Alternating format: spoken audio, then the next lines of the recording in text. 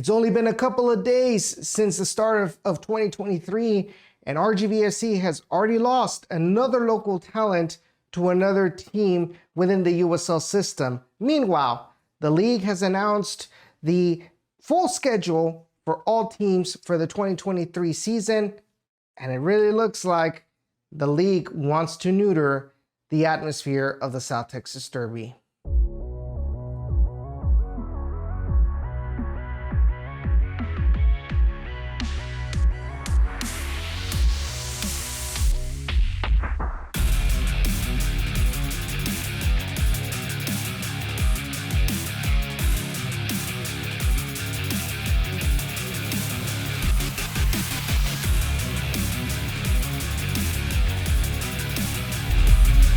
Happy 2023, Toros Nation. We finally made it to a brand new year. Like I said in the last video, it seems like now there's a little bit of more hope going into this year. Hopefully, 2023 brings us or makes true to that hope.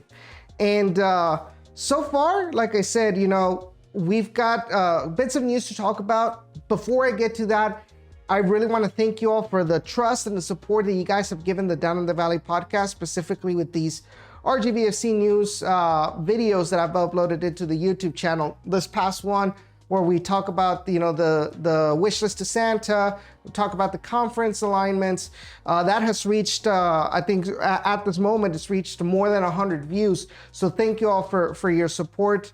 We're doing our best to kind of get the word of Mr. Toro, as I call it, out there into the world of the internet. So thank y'all, and hopefully we continue to about these videos. But anyway, let's get started with some bits of news that came out in the last couple of days. As I teased a couple of minutes earlier in the beginning of this video, RGVFC has lost another talent from within their ranks. First, we talked about Brandon Morales, then Diego Rocha, and now to be added into the list of RGV players that have played with the Toros and have now moved on into another team, we've got Javier Garcia. In the last couple of days, Javier Garcia was announced by El Paso Locomotive as their new goalkeeper for the 2023 season. And it's a move that I think probably caught a lot of people by surprise, considering the fact that, he was a local talent that had risen or had gained notoriety this past season. He received he got two shutouts against El Paso Locomotive themselves and the Pittsburgh Riverhounds here at home. He did make it, I believe it was week 14, to the team of the week as well. So he was starting to get some recognition from his performances. Unfortunately for him, when you've got in front of you an experienced goalkeeper like Tyler Derrick, and of course you've got Colin Miller ahead as well, the chances to make it back into the starting 11 or at least onto the bench were gonna be very slim. If you guys remember from my interview with him last season, he did mention that he wants to compete and eventually even make it to MLS or into the Premier League, and show the people here in the Valley that soccer players from this region can be successful at the higher levels and even at the elite levels of world soccer. Now, in my eyes, this is kind of an iffy move, and let me explain why. So we know that El Paso Locomotive last season was a complete. Let me put it nicely. El Paso Locomotive was very unorganized. They had a goalkeeper that was unable to adapt to the system established by John Hutchinson, which is more of a direct attack, or as other fellow Tigres fans might remember, el caunismo de Miguel Herrera, all out attack, and don't really pay attention a lot defensively. they scored a lot of goals, but they also were scored on a lot of goals. I don't know if you guys remember, if you guys take a look at their game, one of their games last season against Las Vegas Lights that they played at Southwestern University Park, that is pretty much, the best example I can come up with of how a Paso Locomotive played under John Hutchinson. Now, John Hutchinson did step down in the offseason, but according to the media over there in El Paso, John Hutchinson was, influential in their decision to bring in the new head coach, JC Garzon.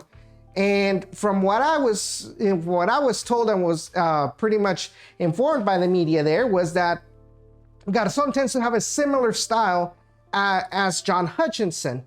So where I'm getting at with this is that this move can solidify Javier Garcia as a good keeper, and a keeper that can make you a lot of saves, that can come up when the defense goes down, or at the other side of the coin, it can end up burning his career and into where he gets scored on a lot of goals.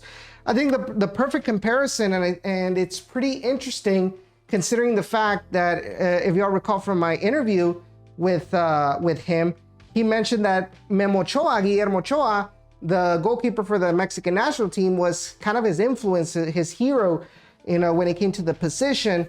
And Memo Ochoa has kind of gone into this similar situation when he's played abroad in Europe, with Ajaccio, and most recently with the Serie A team that he just got transferred to. It's a similar situation where the defense is horrible, so he has a lot of opportunities to make saves, but it also exposes him that any little mistake can be counted against him in the form of a goal. So Javier Garcia, I trust that he has, I think, the mental maturity that kind of situation, if it does happen, that won't bring him down or mentally, and he'll continue to strive. Y'all remember, he's been through a lot with rejection while he was at Juarez Lincoln, rejection while he was at UTRGV Vaqueros, and none of that brought him down. In fact, like he mentioned, it motivated him to be better. Now you see him with his first professional contract with RGVFC, his first transfer within the professional environment to El Paso Locomotive. So I guess what's pretty much left to say is I want to wish him good luck with El Paso Locomotive.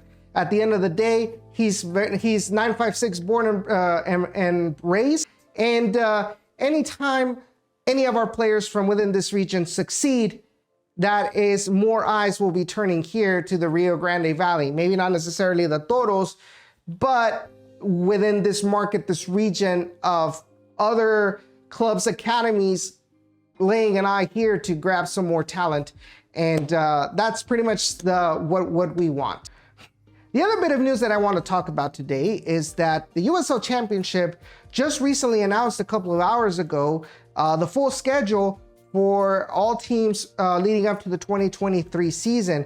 RGVFC obviously is no exception. They did release a graphic with all of the games, whether it's home, whether it's away.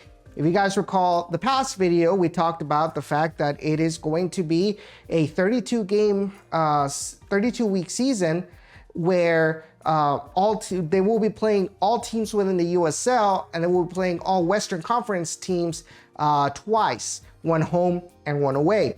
Now you can check out the complete calendar, obviously on RGVFC's social media accounts, and of course on our accounts. We will be retweeting that, so you'll have easier access. In fact, we'll be linking it down below. Now there are some things that kind of caught my eye about this calendar that I want to get you all's thoughts. So down there in the comments, be sure to give us your thoughts about what you think about the calendarization for 2023 that the Toros received. So first of all, seeing that the Toros have 3 Sunday games, 3 home Sunday games, 2 home Friday games, and 2 home Wednesday games. But here's the part where it kind of flared me up when I saw it.